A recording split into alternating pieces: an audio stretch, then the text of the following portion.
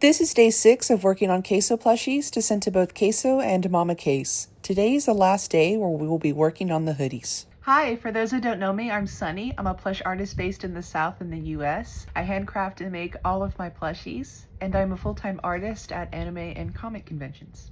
To get started on the hoodies, I start with creating the hood first. To do this, I take an existing hoodie and use it as a pattern for the plushies. I trace it over my minky fabric before running it through my sewing machine. I also make sure to hem the raw edges because it makes it look cleaner and more neat. Then I start designing the embroidery for the hoodies. I take my tablet and design them on there before putting the file onto my embroidery machine. This is one of my favorite parts of plushie making because you can see the finer details come to life. Although sometimes I have to watch my embroidery machine like a hawk because I swear this machine senses fear or it acts up when I'm not looking.